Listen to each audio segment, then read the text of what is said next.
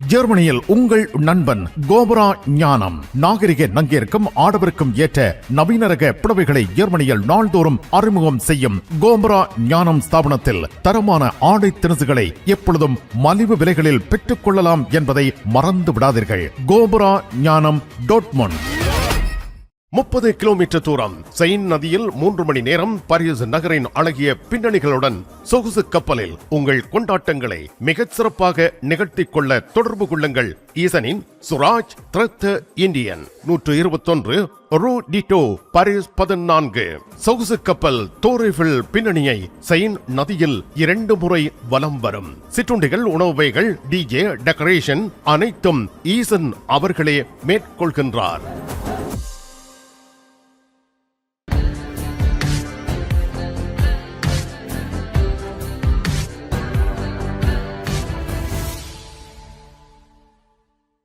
தமிழ் உறவுகளே வணக்கம். ஜெர்மனி செய்திகள்.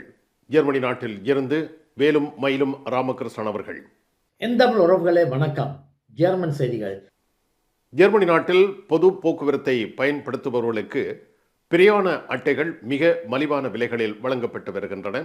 இப்பொழுது 29 யூரோவுக்கு பெர்லின் மாநிலத்தில் இந்த பிரயாண அட்டை அறிமுகம் செய்யப்படுகிறது.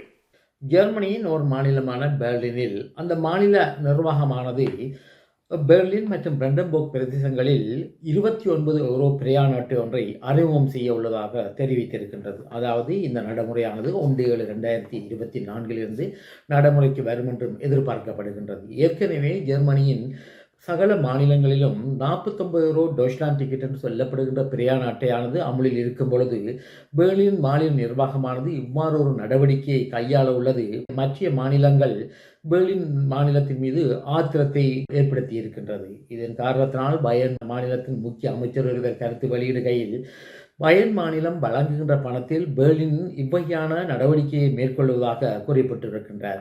இதேவேளையில் ஜெர்மனியின் சமஷ்டி போக்குவரத்து அமைச்சர் விஸ்லிங் அவர்களின் கருத்தின் பிரகாரம் இந்த நாட்டிலே 49 யூரோ பிரயாண அட்டை அமலில் இருக்கும் பொழுது பெர்லின் மேற்கொள்ளுகின்ற நடவடிக்கையானது அதிர்ஷ்டவசமாக உள்ளதாகவும் குறிப்பிட்டிருக்கின்றார். இது ஜெர்மன் அரசாங்கத்தின் நாடுதளாவிய கொள்கைக்கு மாறாக உள்ளதாகவும் அவர் கருத்து தெரிவித்திருக்கின்றார்.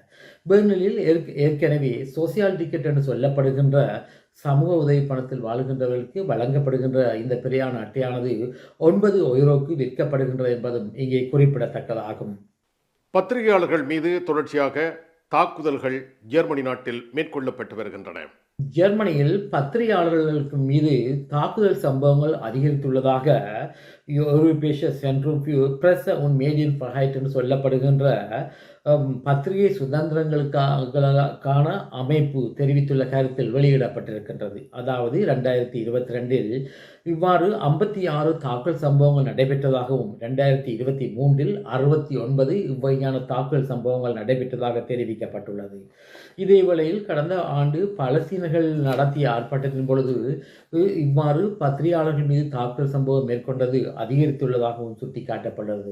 இவ்வாறு பத்திரிகையாளர்கள் தாக்கப்படுவது குறிப்பாக ஆர்ப்பாட்டங்கள் நடைபெறும் பொழுதே ஆர்ப்பாட்டக்காரர்களால் தாக்கப்படுகின்றார்கள் என்றும் குறிப்பிடப்பட்டிருக்கின்றது. 2019 ஆண்டு இவ்வாறு 14 பத்திரிகையாளர்கள் தாக்குதலுக்கு உள்ளாகியதாகவும் 2020 ஆண்டு 60 பத்திரிகையாளர்கள் தாக்குதலுக்கு உள்ளாகியுள்ளதாகவும் தெரிவிக்கப்பட்டுள்ளது. இவ்வாறு பத்திரிகையாளர்கள் உடல் ரீதியாகவும் பாரிய அளவு பாதிப்புக்கு உள்ளானதாகவும் இந்த அமைப்பானது தெரிவித்துள்ள அறிக்கையில் தெரிவிக்கப்பட்டுள்ளது. ஜெர்மனிக்குள் சட்டவிரோதமாக மனிதர்களை கடத்தியவர்கள் மீது போலீசார் நடவடிக்கை மேற்கொண்டுள்ளனர்.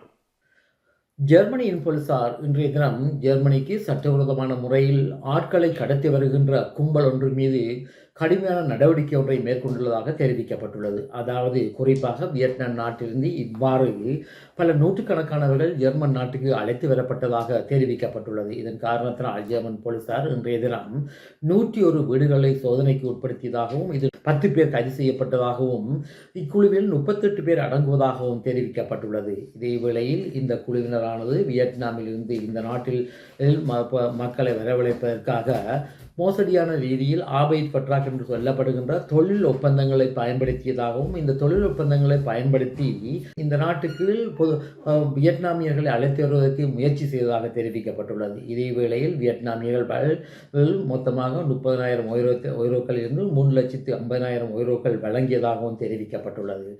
ஜெர்மனியின் குறிப்பாக ஹேப்பன், சோலிங்கன், ரைன் ஏஃபர்ட் மற்றும் கிரைஸ்ட் டியூரன் போன்ற பிரதேசங்களில் போலீசார் இவ்வகையான சோதனை நடவடிக்கைகளை மேற்கொண்டதாக தெரிவிக்கப்பட்டுள்ளது. இதே வேளையில் நோர்த் வெஸ்ட்பாலன் மாநிலத்தை தவிர மற்ற மாநிலங்களான ஸ்லெஸ்விக் ஹோல்ஸ்டைன், ஹம்பர்க், பெர்லின், ஹேசன் மற்றும் ரைன்லாண்ட் ஃபால்ஸ் போன்ற மாநிலங்களிலும் போலீசார் இந்த நடவடிக்கைகளை மேற்கொண்டதாக தெரிவிக்கப்பட்டுள்ளது.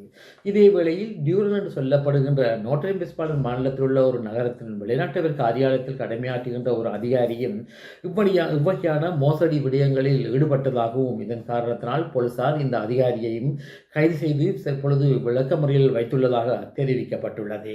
ஜெர்மனி டோட்முண்டில் ராஜமுத்திரை எஸ்கே சில்க்ஸ் பாரடைஸ் வர்த்தக பணியில் 22 ஆண்டுகளை நிறைவு செய்துள்ளது. இப்பொழுது தங்கள் அன்பு வாடிக்கையாளர்களை மகிழ்விக்க மாபெரும் மலிவு விற்பனையை நடத்துகின்றனர். சனிக்கிழமை தோறும் ஒன்று எடுத்தால் ஒன்று இலவசம். கல்யாண பட்டு புடவைகள் யாவும் மலிவு விலைகளில் எல்லோருக்கும் ஏற்ற புடவை திணிசுகளை எப்பொழுதும் நீங்கள் தெரிவு செய்ய SK silks Paradise, alter ஸ்ட்ராசா 33, Dortmund, Germany. ஜெர்மனிக்குள் பிரவேசிக்கும் அகதிகளுக்கு மட்டுப்படுத்தப்பட்ட வகையில் பண அட்டைகள் வழியாக உதவிகள் அளிக்கப்படுகின்றன.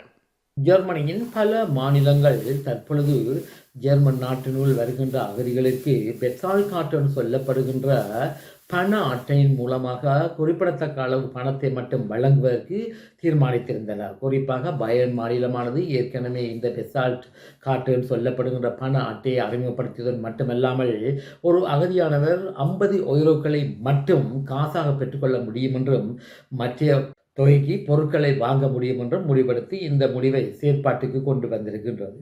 இதே வேளையில் மற்ற மாநிலங்களான பிரண்டன்பர்க் மாநிலமானது இன்றைய தினம் பிரண்டன்பர்க் மாநிலத்தில் உள்ள சில நகரங்களில் இவ்வாறு இந்த பெட்சால் கார்டு என்று சொல்லப்படுகின்ற நடைமுறையை கையாளுவதென்றும் இதே வேளையில் இவ்வாறு இந்த அகதிகளுக்கு 50 யூரோக்களை மட்டுமே பணமாக பெற்றுக்கொள்ள கூடிய வகையிலும் ஒரு முடிவை மேற்கொண்டுள்ளதாக தெரிவிக்கப்பட்டுள்ளது. இவர்களுடைய இந்த முடிவானது வெகு விரைவில் நடைமுறைக்கு வரும் என்றும் எதிர்பார்க்கப்படுகின்றது. இதே வேளையில் இந்த நடைமுறைக்கு பசுமை கட்சி கடுமையான எதிர்ப்பை தெரிவித்ததாகவும் இது என்றாலும் பசுமை கட்சியினுடைய எதிர்ப்பையும் தாண்டி CDU மற்றும் SPD என்று சொல்லப்படுகின்ற 2 கட்சிகளும் கூட்டாக 50 யூரோக்களை மட்டுமே அகதிகளுக்கு வழங்குவதாக முடிவெடுத்துள்ளதாகவும் தெரிவிக்கப்பட்டுள்ளது. உக்ரைன் நாட்டிலிருந்து ஜெர்மன் நாட்டுக்கு வந்த அகதிகளுக்கு ஜெர்மன் நாட்டில் சாதாரண அகதிகளுக்கு வழங்கப்படுகின்ற அசூல்பேபர் லைஃபிங் கெசட்ஸ் என்று சொல்லப்படுற அகதிகளுக்கான கொடுப்பனவு சட்டத்தின் மூலம் அகதி பணத்தை வழங்காது அவர்கள் நேரடியாகவே சமூக உதவி பணத்தை பெறக்கூடிய வகையில் ஜெர்மன் அரசாங்கமானது ஏற்கனவே முடிவு எடுத்திருந்தது. இதன் காரணமாக பல லட்சக்கணக்கான உக்ரைன் நாட்டு அகதிகள் இந்த நாட்டில் நேரடியாகவே சமூக உதவி பணத்தை பெறக்கூடியதாக இருக்கின்றது. அதாவது இந்த நாட்டிலே வதிவிட விசா கொண்டவர்கள் அன்றைய இந்த நாட்டின் பிரஜைகள் கூட இதேயளவான சமூக உதவி பணத்தை பெற்று வருகின்றார்கள். தற்பொழுது இந்த உக்ரைன் நாட்டு அகதிகளுக்கு எதிரான கருத்துக்கள் பல அரசியல்வாதிகளால் முன்வைக்கப்பட்டு வருகின்றன. குறிப்பாக பல ஆயிரக்கணக்கான உக்ரைன் நாட்டு அகதிகள் இந்த நாட்டில் சமூக உதவி பணத்தை பெறுவதில் சில மோசடி நடவடிக்கைகளை மேற்கொண்டிருந்தார்கள். இதன் காரணத்தினால் பயன் மாநிலத்தில் உள்ள முக்கிய அமைச்சரான எரிக் பேஸ் வெங் என்று சொல்லப்படுகின்ற அமைச்சருடைய கருத்தில் உக்ரைன் நாட்டு அகதிகள் இந்த நாட்டிலே வேலை செய்வதற்கு தயங்கினால் இவர்களுக்கு வழங்கப்படுகின்ற சமூக உதவி பணத்தை நிறுத்த வேண்டும் என்றும் இவர்களுக்கு சாதாரணமாக அகதிகளுக்கு வழங்கப்படுகின்ற அசூலேபிள் லைஃபிங் கெசட்ஸின் பிரகாரம் சமூக உதவி பணத்தை வழங்க வேண்டும் என்றும் அவர் கோரப்பட்டிருக்கின்றார். இனி உலக செய்திகள். தென் லெபனானில் இயங்குகின்ற ஹிஸ்புல்லா என்ற அமைப்பானது இஸ்ரேல் மீது இன்று ராக்கெட் தாக்குதல் ஒன்றை மேற்கொண்டிருந்தது. இந்த ராக்கெட் தாக்குதலின் பொழுது 14 இராணுவத்தினர் படுகாயம் அடைந்ததாகவும் ஒருவர் இறந்ததாகவும் தெரிவிக்கப்பட்டுள்ளது. இதே வேளையில் இஸ்ரேலுடைய வான்படையானது இந்த தாக்குதலுக்கு எதிரான எதிர்த்தாக்குதல் நடவடிக்கைகளில் இன்று ஈடுபட்டதாகவும் தெரிவிக்கப்பட்டுள்ளது. இலங்கையில் நடைபெற இருக்கின்ற ஜனாதிபதி தேர்தலில் தமிழர்கள் தங்கள் தரப்பில் தமிழ் பொது வேட்பாளர் ஒன்றை ஜனாதிபதி வேட்பாளராக நியமிக்க வேண்டும் என்று தமிழர் தரப்பில் பல கருத்துக்கள் முன்வைக்கப்பட்டு வருகின்றன. இதே வேளையில் தமிழரசு கட்சியின் முக்கிய அரசியல் பிரமுகரான யாழ் முன்னாள் மாநகர சபையின் ஆணையாளரான சிவஞானம் அவர்கள் கருத்து வெளியிடுகையில் இவ்வாறு தமிழர் தரப்பில் பொதுவான ஜனாதிபதி வேட்பாளர் ஒருவரை நியமிப்பது மிகவும் கடுமையான விடயம் என்று கூறப்பட்டிருக்கின்றார். இத்துடன் இந்த செய்திகள் முடிவடைந்தன. நன்றி. மிக்க நன்றி. வேலும் மயிலும் ராமகிருஷ்ணன் அவர்களே, மீண்டும் சந்திப்போம். வணக்கம். அதெல்லாம் இருக்கட்டுமாப்பா, வீட்டு டிடி பாக்ஸ் இருக்கோ என்ன இல்லையோ? எனக்கு விசாக்கு முதல் டிடி பாக்ஸ் இருக்கும் இல்ல?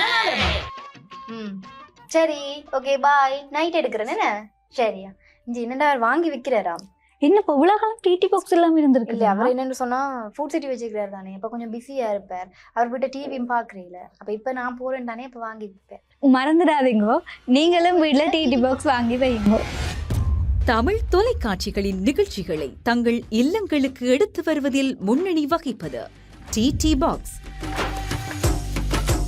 நீங்கள் விரும்பும் தொலைக்காட்சி நிகழ்ச்சிகளை இலகுவாக பார்த்து மகிழ டிடி பாக்ஸ். விவரங்களுக்கு 0049 1630 00 78 00. ஜெர்மனியில் உங்கள் நண்பன் கோபுரா ஞானம். நாகரிக நங்கிற்கும் ஆடவருக்கும் ஏற்ற நவீன ரக புடவைகளை ஜெர்மனியில் நாள்தோறும் அறிமுகம் செய்யும் கோபுரா ஞானம் ஸ்தாபனத்தில் தரமான ஆடை திணுசுகளை எப்பொழுதும் மலிவு விலைகளில் பெற்றுக் கொள்ளலாம் என்பதை மறந்து விடாதீர்கள். கோபுரா ஞானம் டாட்மண்ட்.